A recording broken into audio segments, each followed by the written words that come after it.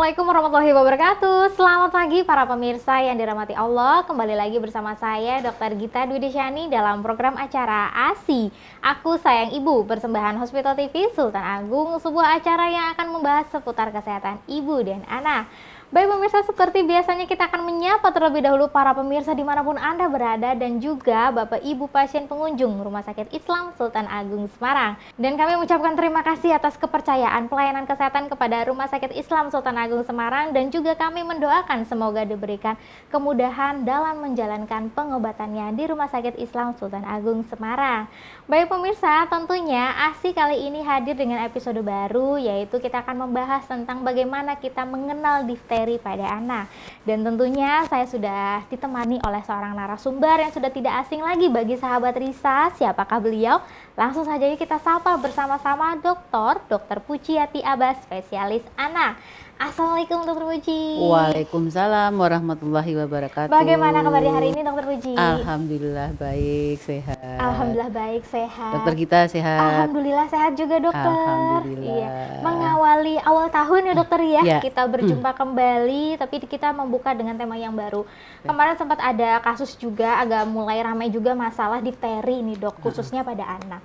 Mungkin masih banyak teman Risa atau sahabat Risa atau para pemirsa di luar sana bingung nih dok, difteri itu sebenarnya apa? Mungkin bisa dijelaskan dulu atau sharing-sharing dulu dok terkait difteri ini, silakan dok. Oke, jadi difteri itu adalah penyakit infeksi menular ya, yang dapat disebarkan melalui batuk gitu ya, atau dia pasiennya yang terinfeksi itu bersin ya, atau keluar dari cairan lendir gitu, atau dari luka ya.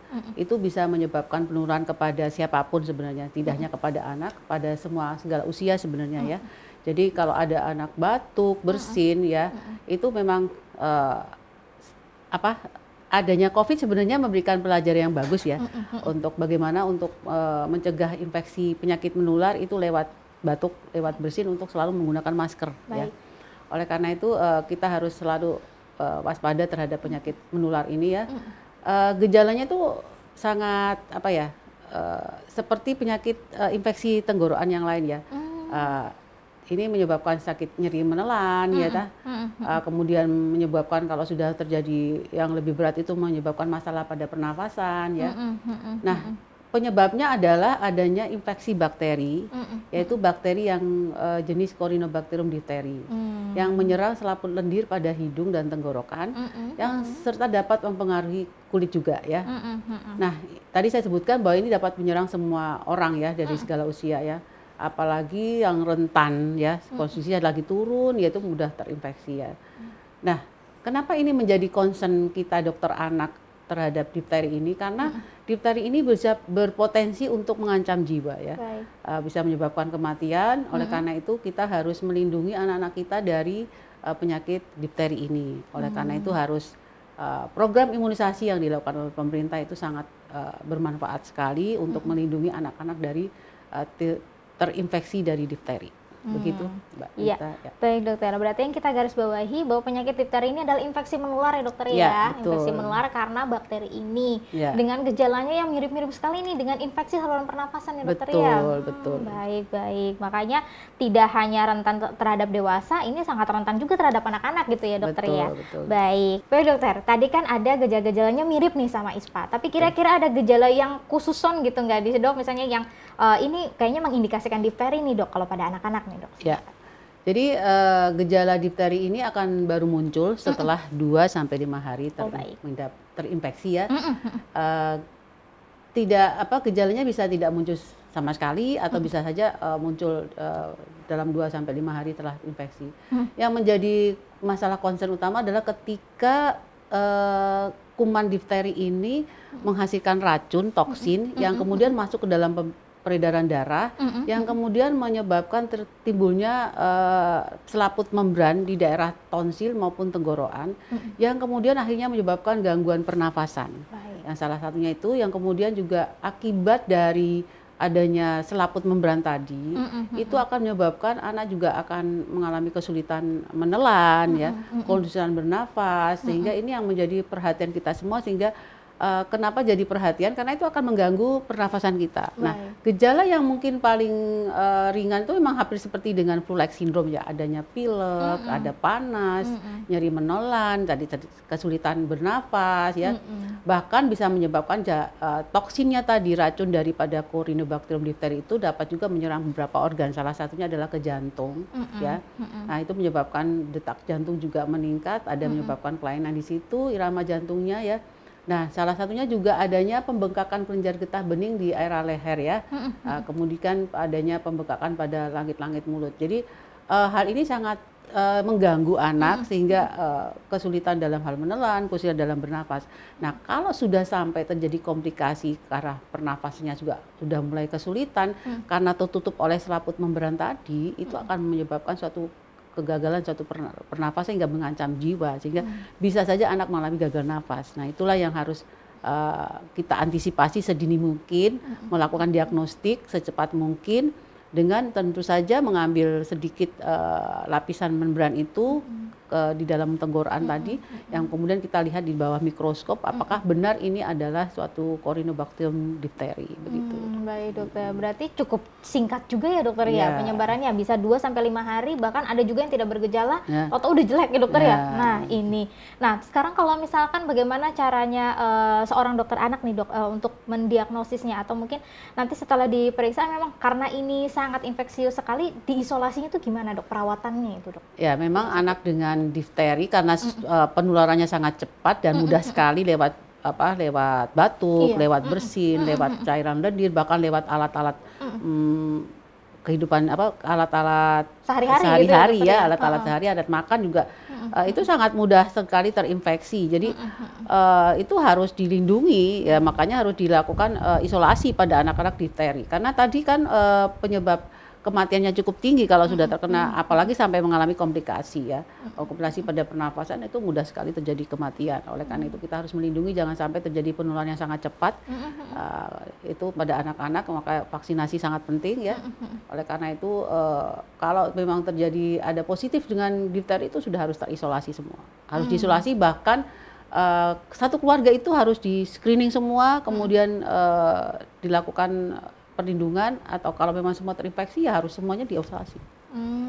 Kan tadi bisa ada gejala, bisa tidak bergejala. Betul, nah, kalau yang tidak bergejala tapi terinfeksi ya tetap semua diisolasi, karena takutnya akan menyebabkan penularan yang sangat tidak terkendali ya kan. Baik dokter, berarti satu kena semua harus di screening aja nih, lebih aman gitu ya dokter ya. Dan ternyata penanganannya beda dengan pasien yang tidak infeksius gitu dokter ya, harus diisolasi tadi ya. Baik dokter. Nah tentunya tadi ada menyebutkan vaksinasi. Kapan nih dok harusnya tuh sebenarnya divaksinasi yang difteri ini gitu dok? Ya jadi pada anak itu adalah dilakukan vaksinasi. Dia punya program imunisasi ya, anak umur 0 sampai 9 bulan, 1 tahun lah gitu ya. Jadi difteri ini diberikan bersamaan dengan pertusis, bersama dengan tetanus. Jadi dengan vaksin combo, jadi mulai umur 2 bulan, 3 bulan, 4 bulan, nanti diulang lagi nanti setelah 1 tahun ya. Kenapa ini jadi diberikan 2 sampai 3 kali? Itu untuk menimbulkan efek imunitasnya lebih tinggi lagi. Jadi dia harus diulang, tidak bisa sekali saja. Ya. Jadi harus di booster. Dan nanti setelah umur 1 tahun, 15-18 bulan itu nanti diulang lagi. Nanti pada usia sekolah pun juga akan diulang lagi. Ya. Begitu, untuk menimbulkan perlindungan yang cukup kepada anak. Karena penularannya sangat cepat dan menyebabkan kematian yang cukup tinggi pada anak yang mengalami difteri. Gitu. Baik dokter. Ya ini berarti saking menular dan infeksius ini, bahkan vaksin pun harus dilakukan berkala ya dokternya, pengulangan ya sampai ke booster tadi. Jadi vaksin itu kita tidak hanya ngomong tentang difteri ya, tadi kan dia combo ya, ada pertusis, ada tetanus, bahkan sekarang vaksin itu bisa saja dalam satu vaksin itu ada 5 vaksin.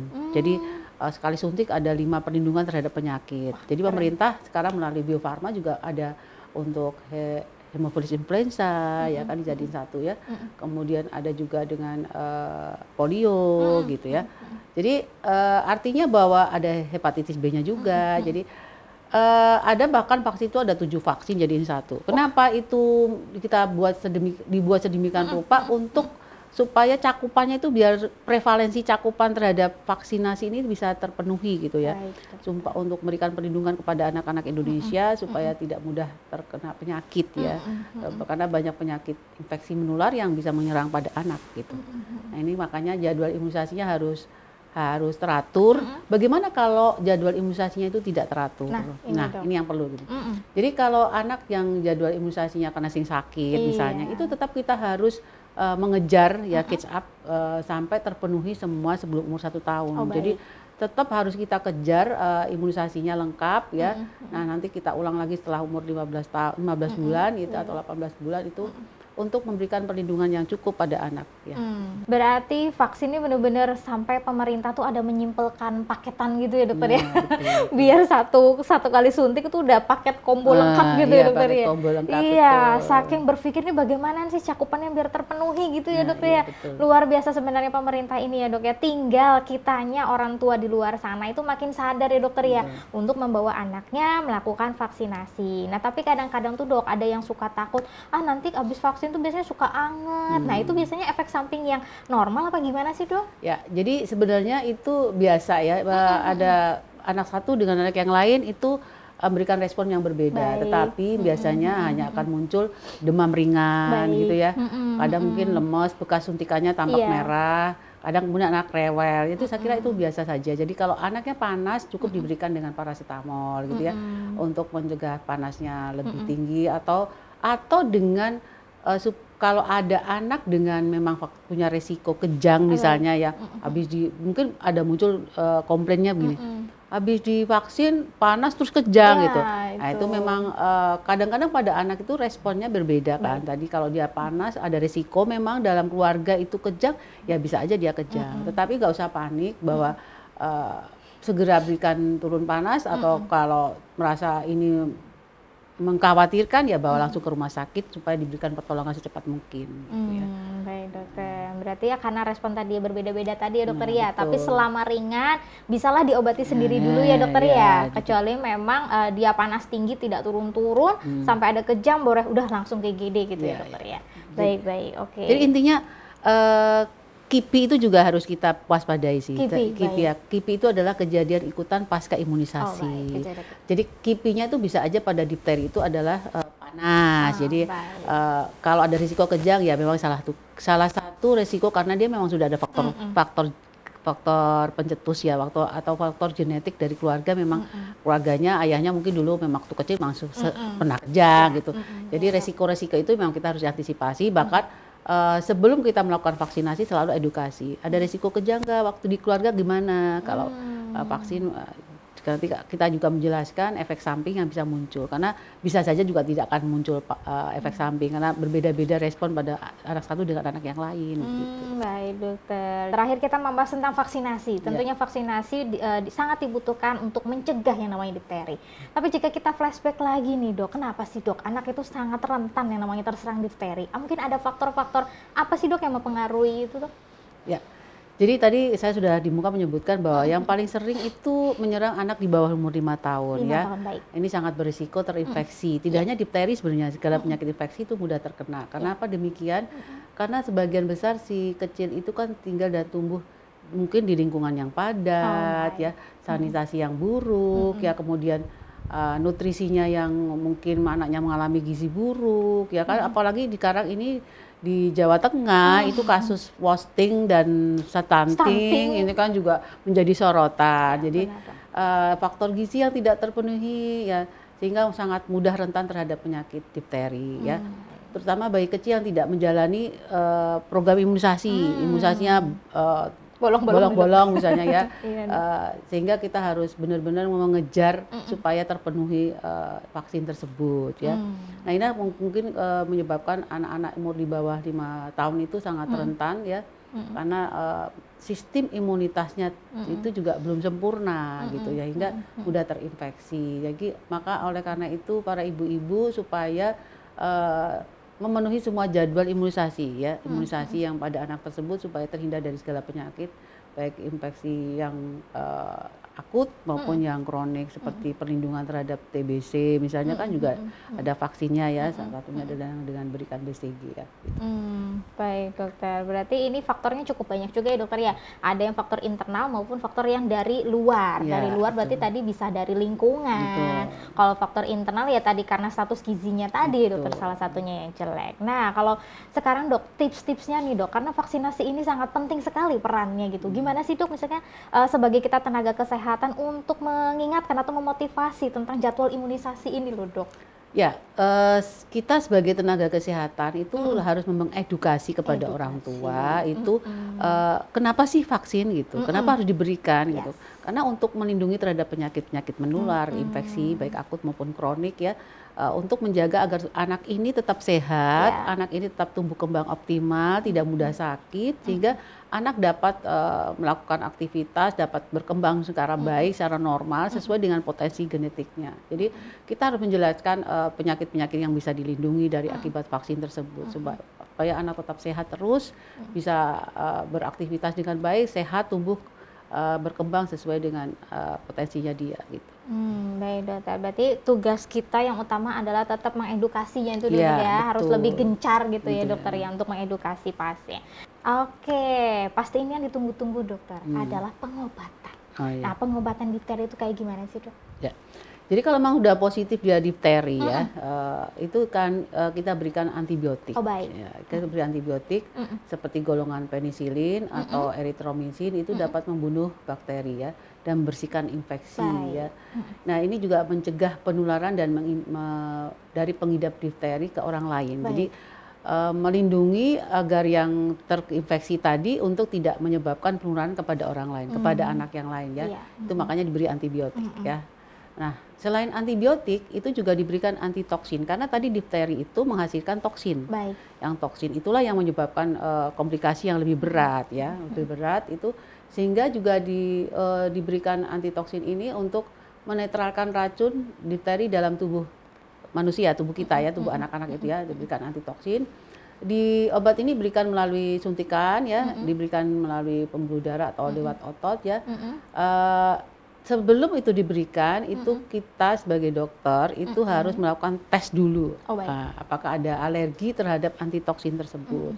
Kalau tidak ada alergi ya terus kita masukkan obatnya ya, supaya untuk mencegah komplikasi yang lebih berat terhadap anak tadi, karena tadi bisa sampai ke jantung ya sebagainya ya. Nah itulah untuk itu diberikan obat antitoksin tadi ya. Kalau terpaksa pada pasien yang memiliki alergi ya kita tidak akan memasukkan antitoksin tersebut. Ya. Baik dokter, berarti plus-plusnya dari infeksi bakteri yang tidak terlalu menular ini, kalau untuk difteri itu tambahannya antitoksin berarti dokter ya? Baik. Berarti memang harus butuh penanganan yang tepat ya dokter ya? Tidak hanya tunggal antibiotik tapi ada antitoksinnya. Bagaimana dengan komplikasi difteri ini sendiri dok? Ya. Jadi komplikasi yang tadi saya sebutkan salah satu yang paling berat itu kalau sudah mengancam jiwa, ya, mengancam nyawa ya, jiwa ya, itu terutama adalah karena masalah pernafasan. Baik. Ya. Masalah pernafasan ini sangat penting karena tadi adanya selaput yang menutupi tenggorokan dan tonsil sehingga untuk bernafas itu sangat sulit. Nah itulah komplikasi yang harus diwaspadai betul. Apakah lapisan yang meliputi itu benar-benar sangat tebal gitu ya, sehingga menyulitkan anak bernafas ya. Nah inilah perlu gunanya untuk diberikan antibiotik sesegera mungkin dan anti difteri serum tadi ya. Yang pertama itu, yang kedua adalah kerusakan jantung ya. Nah toksin tadi akan menyebabkan masuk ke dalam aliran darah dan merusak jaringan lain di dalam tubuh. Salah satunya adalah otot jantung, ya, otot jantung sehingga menimbulkan komplikasi radang seperti miokarditis, radang pada otot jantung, kerusakan jantung akibat miokarditis itu sendiri ya bisa ringan sampai berat ya. Nah ini yang menyebabkan lanjutnya kalau tidak diobati miokardisnya sendiri juga akan menyebabkan gagal jantung dan kematian yang mendadak pada anak ya. Kemudian yang ketiga adalah komplikasi yang tidak kalah pentingnya juga adalah kerusakan dari saraf ya. Kerusakan dari saraf ini menyebabkan terutama pada tenggorokan ya, yang mengalami kesulitan dia menelan ya, sehingga mempengaruhi saraf bagian. Salah satunya juga toksin ini juga akan menyebabkan mempengaruhi saraf bagian lengan dan kaki yang menyebabkan kelemahan otot. Ya, kelemahan otot. Ketika ini racun sudah merusak saraf yang mengontrol pernapasan, otot-otot yang lain dan menyebabkan kelumpuhan, itu akan menyebabkan risiko mengalami gagal nafas. Gitu. Baik, berarti komplikasinya mengerikan juga ya dokter ya? Iya. Karena tadi ada toksinnya ini yang memperparah betul. itu, nggak sekedar, jadi nggak bisa dianggap remeh-temeh seperti kayak orang radang amandel biasa ya, bahkan sampai bisa menutup jalan nafas, bisa sampai peradangan otot jantung tadi dokter ya. Oke, baik dokter, sebagai penutup kita nih dok, pesan-pesan apa yang akan diberikan atau disampaikan kepada pemirsa sahabat Risa ini dok terkait tema kita hari ini? Silakan dok. Ya, terima kasih Dokter Gita. Terkait dengan difteri, ini sangat penting sekali untuk diketahui oleh para orang tua. Karena kenapa penting? Karena difteri ini menyebabkan kematian pada anak dan penularannya sangat cepat. Oleh karena itu, jangan remehkan difteri. Lengkapi imunisasi bila imunisasinya tidak lengkap untuk menjaga agar anak tetap sehat, tumbuh kembang sesuai potensi anaknya sehingga dapat berkembang seperti anak-anak yang lain, sehat dan beraktivitas dan dapat berkumpul dengan teman-temannya, dapat misalnya dia usia sekolah, dia dapat sekolah dengan baik seperti anak-anak yang lain. Baik, luar biasa sahabat Risa, statement yang disampaikan oleh dokter Puji ini memang bahwasanya mengingatkan kita ya bahwa bagi orang tua, para pemirsa di luar sana, difteri ini tidak boleh disepelekan. Namanya aja penyakit menular ya, penyakit menular ini memiliki komplikasi yang bermacam-macam ya, bahkan sampai bisa mengancam nyawa karena itu tadi bisa sampai ke arah gagal nafas karena tadi ada toksin yang bisa menutup jalan nafas si anak tadi. Kenapa anak itu rentan sekali? Karena anak juga apalagi yang di bawah usia 5 tahun ini imunitas masih turun ya dokter ya, masih nggak stabil, jadi tentunya harus ada protektif atau perlindungan dari orang tua ya dengan menjaga kebersihan lingkungan, sanitasi, kemudian mencukupi kebutuhan dari gizi sehingga anak juga mendapatkan status gizi yang baik. Dan tentunya baik, kita ucapkan terima kasih kepada dokter Puji atas sharingnya hari ini sahabat Risa. Terima kasih dokter Puji. Sama-sama. Semoga bermanfaat dan sehat selalu ya dokter ya. Amin, amin, amin. Amin, amin ya robbal alamin. Baik sahabat Risa, sampai di sini dulu ya perjumpaan kita. Jangan lupa saksikan ASI Aku Sayang Ibu di channel YouTube RSI Sultan Agung Semarang. Jangan lupa di like, subscribe dan juga nyalakan tombol notifikasinya agar tidak ketinggalan judul-judul kita yang baru setiap minggunya. Baik pemirsa, saya Dokter Gita bersama kru yang bertugas hari ini mohon undur diri, sampai jumpa minggu depan. Wassalamualaikum warahmatullahi wabarakatuh.